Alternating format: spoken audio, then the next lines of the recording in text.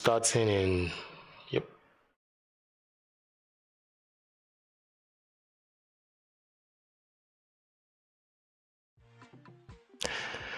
Yeah, hello everyone. Welcome to AFROTIVITY Podcast, the NPFL weekly review on AFROTIVITY Podcast. My name is Ehis Anthony, and making the debut on the AFROTIVITY Podcast is the radio goddess herself, Ada Easy, the numero uno when it comes to talking Nigerian football and the NPFL. So welcome, Ada. How you doing? I'm fine. Thank you for having me. Yes. It's so good to have you on the podcast. We're so happy to have Ada. We're going to be talking a whole lot about the games that went down in game week 5, and also she'll give us latest happenings, current news around the NPFL as well, and also we do a bit of preview on some important matches for game week 6. But game week 5, there was a game that caught my attention, which was between Kwara United and Enyimba. We saw ex-Nigerian goalkeeper Dele Ayenuba in goal for Kwara United, and he made a couple of saves. He had to save Kwara United, giving them 3 points in that game. But the downside to that is there was no much fuss about it, because an ex-Nigerian goalkeeper keeping in the NPFL should have made a lot of news. She made a lot of roundup. Made a lot of news in the different outlets, radio, TV, but we didn't hear much about it. I don't know if we'll be able to, touch light on that game on this podcast. So Adaize will fill us in on that. Yeah, I think for Dele Ayenuba, it's what he's done is quite commendable. What he's done is quite incredible. After touring Europe, having his stints with clubs in Israel, he had offers from other clubs across Europe, and he said, no, I want to return to Kwara United. He even had offers right here in the NPFL. Clubs were scampering for his signature due to the fact that he has a lot of experience to his belt. But he said, no, I want to go back to where I started. Let's not forget, he started his career with Kwara United. So he's gone back to where he started. A lot of players actually have that sentiment, They want to, we see situations where players in Europe, after making so much money, they want to go back to where it all started for them. For them, it's quite emotional. For them, it brings down a lot of memories, good memories. So I think for Dele, what he's done is incredible, and we hope that other of our players abroad will borrow a leaf. I mean, if when what's his name now? Joseph Yobo, even when he had retired with Everton, if he had not Everton, when he had when he was done with his business in Europe, he had come down to one of the clubs. Maybe he had come back to Rivers United to say, okay, let me just add one or two things. It would have also been nice. So I think I'll call on other NPFL players, all other Nigerian players, be Super Eagles.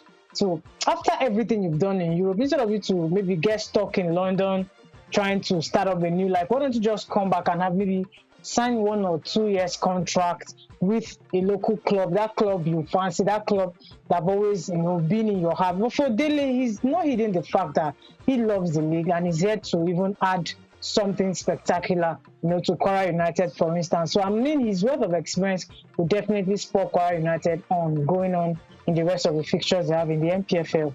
Yes, we saw Rashidi Ekene as well. Did that couple of years ago. I can't really remember the year he did it. I think he played for Julius Berger. Am I right? I think he played for one of the Nigerian club, and we saw the traction that he pulled. Stadiums were sold out. Tickets were sold out.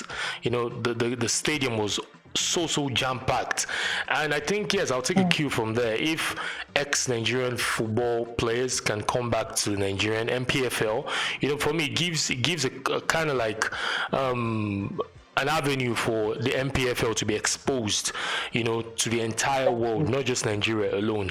And before we go into the games proper, beginning of the season, we saw what the LMC did with the NPFL TV, giving opportunity for people to be able to download the app and watch the Nigerian games.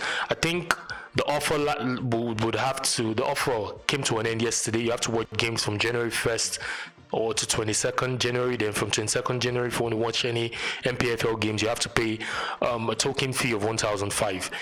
Do you see that as a good leverage, or a good avenue for NPFL to be watched all around the country on your mobile phone? Yeah, I think this is what everyone have been, yelling for. This is what we've been talking about, putting our league on TV so that the world will see Nigerian football. Yeah. Putting our league on TV so that people will know that we have different kinds of clubs, different kinds of players right here in Nigeria.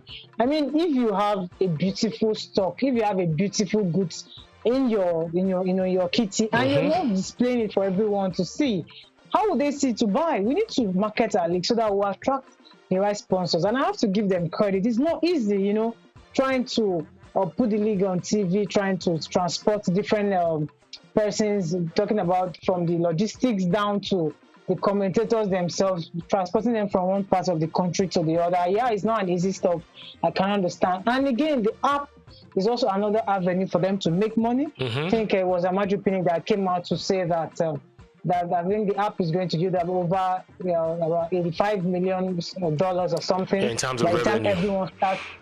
In terms of revenue, by the time everyone starts downloading, there's this estimate that's going to bring about, I think 185 million if my stat serves me right. So that's quite a lot of money.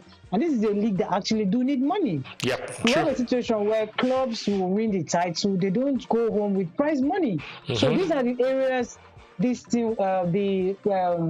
televising our league will solve, because by the time you televise, by the time everybody starts following the league, even Nigerians in diaspora, they also want to watch their darling. The ones from Imo State want to know how is Heartland Football Club faring. The ones from Abia State will say, okay, we want to follow Enyimba. The ones from Lagos State will say, okay, MFM, how are they faring? No matter how it is, they're watching from the comfort of their own, their home. So another part of it is that apart from watching on TV, you can move around with anywhere you are. You could be at work and you have to still, or not, you can still follow the league anywhere you are, well, because your phone is in your pocket and you can move around with it, which is a good one. So I think LFC, something they've done is, I think what they've done is actually, quite credible.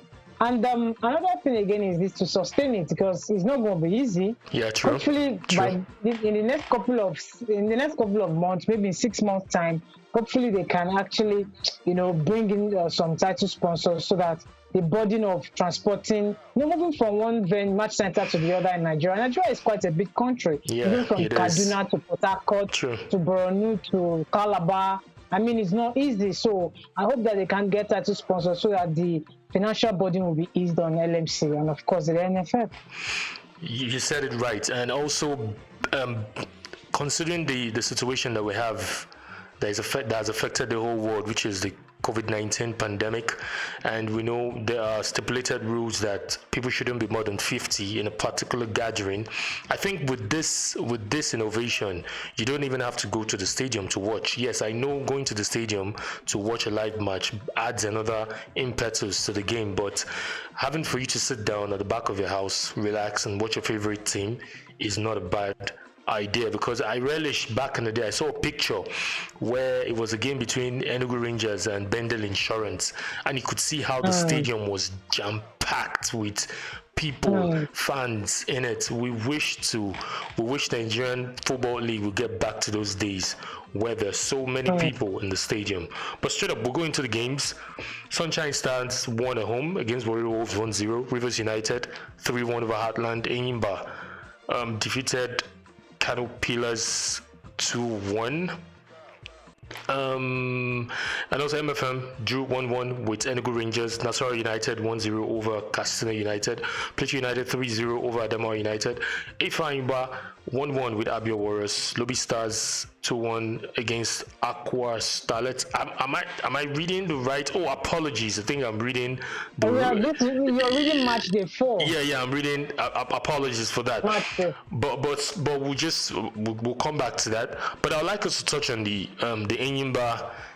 The Kwara United game where they won Enyimba. Can you just dissect a bit of analysis into that game? Yeah, I think for Kwara United, they have not done badly for themselves. Let me start with them. They have not done badly for themselves this season, actually. They have been trying to, get as much points as they can. They lie 9th on the log, actually. They've won about two of their games they've lost two and they've drawn two and lost one. So for them, is they're trying to punch above their weight. They're trying to place themselves in a place on the table where at least they won't be found wanting when the pressure of relegation mounts on them. The influence and of course the experience of Dela Yenugba we talked about can be key right there, for Kwara United. This is a player that's done it all, an NPFL legend actually. When we're talking about him, I forgot to tell you that he's won the title 4 times with Enyimba in the day. Yeah, he's won true, the CAF Champions League with Enyimba. He was a hero because when it was time for penalty against Eto'o de Sahel, he was substituted and he made those incredible saves. So his experience definitely will rub on Kwara United and a couple of other players they have in their ranks, players that can turn things around there for them. Talking about Jide is one of their key players right there in Kwara United and are doing the job. I wasn't so surprised that they did that they got 3 points over Enyimba. Enyimba have been travel sick since the season started. Enyimba failed to pick up points on the road. They lost to Heartland Football Club on match day 3. Now they went to Ilorin and they also lost. I think Ilorin itself, that match center is a tough ground for people to go to. They try to make it a fortress. They try to make things and life difficult for opponents when they come visiting. That is exactly what happened. And Enyimba for them, they have a penchant these days, which I think is not a good one. They have a way of conceding early goals. They need to work it, they need to check it so that teams don't have to pounce on that as their weak point. They considered an early goal against Heartland Football Club. They considered an early goal against Emerick that eventually knocked them off in the CAF Champions League right there. So I think for anybody, they need to do something extra. They need to keep things tight at the back, growing confidence in the game. Because in football, if you concede so early, they have a way of destabilizing you. True. Instead of you to be on the driving seat, it will now make you to do some catch up. That is not, what is supposed to be, be found from this, be gotten from this Enyimba team rather. I think for them, they lost some of their key players. I'm sure they are missing those players too. Talking about Stanley Dimba, who left them for Stellenbosch Football Club in South Africa. Stanley Dimba used to be their chief creator, used to be that kind of player that changes game for them, that kind of player that pops up when everyone is down. I think they need to replace him. Of course, the defense line, they're also missing the experienced defender there, Ifeanyi Anemena, who they sold to Rivers United. These players have not been able to, they have not replaced these players. So I think the earlier they do, the better for them. But yeah, they still a star-studded Enyimba team. I'm sure they will come good. They have Victor Mboma, they have Samad Kadiri from Lobby Stars, they have Tosin Omoleye from Plateau United. They've got Dario Ojo, they've got Austin Oladapo, they've got Nelson Ogbonaya, holding things right there at the back for them. So I think it's still a star-studded Enyimba side. It's down to Fatai Osho to actually get the best from what he has. It's down for him to let them grow a thick skin. When it comes to going away from home. Of course, at home they've done something nice. They defeated Wiki Tourist the other day. They beat their local neighbors, Abia Warriors, and of course, Kano Pillars came visiting. They also beat them. So I think for me, it's been a home record for them, but away, that is where they need to do something because we've seen teams pick up maximum points away from home this season, true, and for them to maintain their status as the best club in Nigeria, former champions, they need to start winning. They need to start winning away from home. Up next for them is a tricky tie, far away Gombe State. Talking about Adamawa United, so there's another opportunity for them. Another opportunity for them to go there and get all 3 points. Last season they defeated Adamawa United right there, 1-0. I'm expecting that they do the same thing. Adamawa United have shown us that they are the whipping boys of the NPFL this season. Plateau United beat them a couple of days ago, 3-0, and the way they've started life in the NPFL, if they don't do something about it, they could be looking at relegation, talking about Adamawa United. Yeah, okay. I think I was kind of confused when I was looking at the fixtures. The Kwara United Enyimba was a rescheduled game for match week 2 that was played on Wednesday. So I was right with the result I was calling out at first. Yeah, I was right. Okay. Yeah, I was right. Yeah. So and because Enyimba is one of my favorite team when it comes to the NPFL. Okay. But another team that I love so much is MFM. Ever since they came into the NPFL, they took the NPFL by surprise. And there was a time where they were supposed to, they were close to winning the NPFL at one season, but all of a sudden things didn't work out for them. But they sit 8th on the log right now with 5 games played, 2 won, 2 drawn, and 1 loss. 8 points. Can you just give us a bit of insights on MFM? I know it's still early days, but do you see them contesting for the league this season? Well, MFM, I have to tell you something. They parade a lot of young and exciting players that can throw spanner in the works of the so-called big boys. I mean, MFM have shown the world that they can go away from home, especially last season, and do something fantastic. They can go away from home and actually, do something nice. But I think some of their key players are out of that club currently, talking about MFM, but they have a lot of other younger players that have taken up the mantle and taken up the responsibility. And of course, they have a good coach in talking about Tony Bolus, who knows the league so well, who is familiar with the terrain and all that. Some of their key players have also stepped up to the plate, talking about MFM. And there's another player they have there, I can't really recall his name, who is doing something nice for them, talking about... I can't remember that player right now that is doing something nice. He's quite young. Yeah. He got he got the goal in the last game. I think is it Olayinka Yusuf or something? I can't really recall. They've got other players too that can, do the magic. They have Moses Adiku, quite experienced. They have Bobby Clement. They have Adeyinka Najim. But for MFM, like I talked about them selling their key players, that is, their own undoing right there. Mm-hmm. Some of their Chuku Kono were left them and a couple of players. So this is more like a younger and newer MFM team. But they can challenge for the title. I'm sure they are one of the people that can challenge for the title. Or if they're not doing that, they could also challenge for, the continental slots come the end of the season. Good. Let's just touch on Rivers United as well. Sitting pretty at the top of the NPFL league. 5 games, won 4. Drawn nothing and lost 1. 12 points. For me, Rivers United, they look exciting when I saw their last game, which they did very well. And do you see Rivers United going all the way? Because there's this trend with the NPFL. Anybody that gets that first mover advantage can take it to the end of the season and be crowned champions. Do you see that happening? Apart from last season when there was this coronavirus pandemic, because I've noticed a trend in the NPFL. Anybody that gets that first mover advantage, first position, the team has that possibility of going ahead to win the NPFL title towards the end of the season. And Rivers United, they've started pretty well. Do you see them going all the way? Yeah, currently, as we speak, Rivers United will be doing battle with the Bloemfontein Celtic of South Africa. They are somewhere in Benin Republic, hoping to make us proud. We know what happened in the first leg where they defeated Bloemfontein Celtic right in their own backyard, 2-0. Yeah, they are exempted from this weekend, but they are the team that is the clear favorite, or one of the clear favorites of the Nigeria Professional Football League title. You can take it to the bank. I tell you one thing. Rivers United started they submitted their credentials last season. Recall, they were punching above their weight when they were going toe-to-toe with the likes of Plateau United and Enyimba. They nearly finished second or even first, but maybe if that season had ended, that was when we could have talked about Rivers United.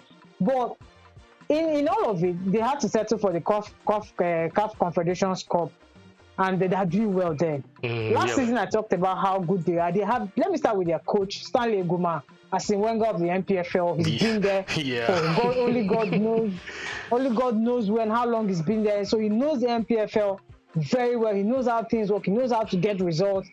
Well, for this team now, I have to give credit to the Rivers State government. That is a well-motivated team, I have to tell you. And they've gotten to that level where they can go to any club in Nigeria right now and poach teams. I mean, they came to Enyimba Football Club. I mean, Enyimba, with all their pedigree, they came to Enyimba Football Club and took their 2 best players. Offered them money Enyimba could not offer. Talking about Theophilus Apolokai, their number 1 goalkeeper, and their best player in Ifeanyi Anemena. It tells you that they have that power to attract players. That is one of the hallmark of champions, the power to attract any kind of player you want and bring them into your club. That is Rivers United for you. In terms of motivation level, is quite high. They have the Rivers State governor backrolling them. They also have a prominent people in Rivers State promising them cash if they do well in games. And their performance this season has been quite phenomenal. I saw them firsthand when they came about to play Aba Warriors, when Aba Warriors were still using their Enyimba Stadium as their home ground. They play good football. We don't have a lot of teams that keep the ball on the ground to play in Nigeria. But Rivers United, they are quite experienced. I saw a team that had that self-belief. I saw a team that know what to do at a particular time. They have really hungry players that want to show character. Yeah. Talking about Fortune Omoniware, who is a very clinical finisher. They have a Son Nelson, who is the Modric of that club. A good midfielder that can hold his own down. They have Austin Festus, one of the longest serving players in the NPFL. So Rivers United, watch out for them. It's a team everybody needs to take serious because they are out there to contend for the title straight up, and that is what Jason Wike will be telling them. Go out there and make sure you bring this title back to Rivers State. Having the governor backing you, especially the Rivers State governor, that's you don't need any other motivation to go win the EPL, to go win the NPFL. I'm so sorry for that. But let's just go into because of time, let's just look at the game week 6 fixtures starting from tomorrow.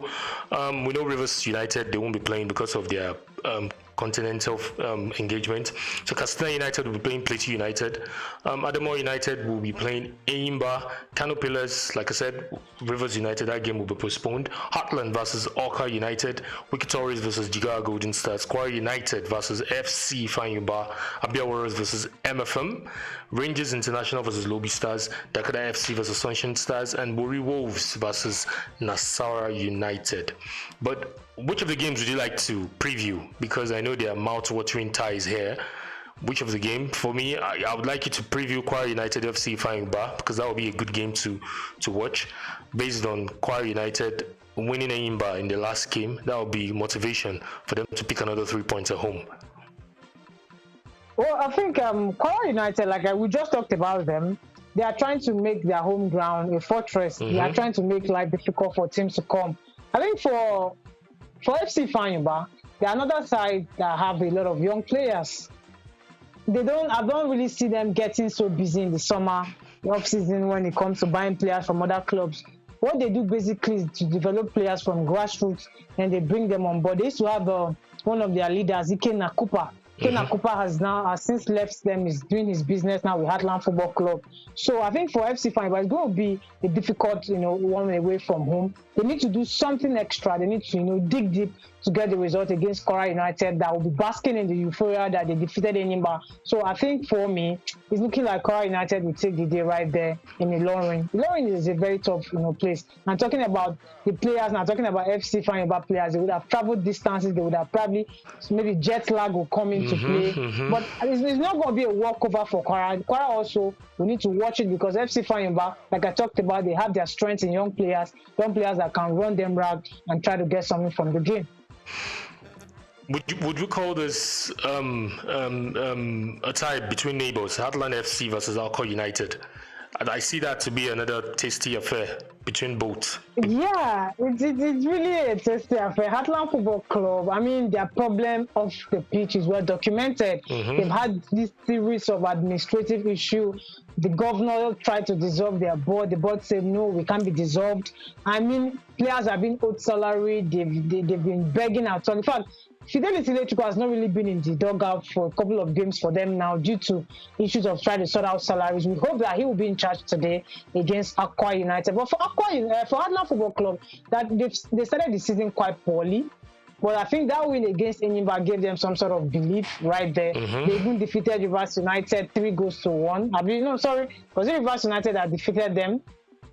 I'm trying to get their last result. Aqua United? No, Heartland Football Club, actually. I'm trying to get the last results there. But I know they defeated Enyimba 2-1 right there in match day 4. So they are gradually getting things done. But they need to sort out Heartland, they defeated Enyimba 2-0. Yep. Match day 4. Yep. Yeah. So they're trying to get their season kickstart. But they say there's this popular saying that if you motivate a man, that's when you get the best out of him. So these players cannot play on an empty stomach. I expect the Imo State governor or government rather to do something so that we don't get situations where players will talk about they are being owed salaries and all that, because Heartland have been some sort of been a problematic club in the last couple of years. They're a traditional side.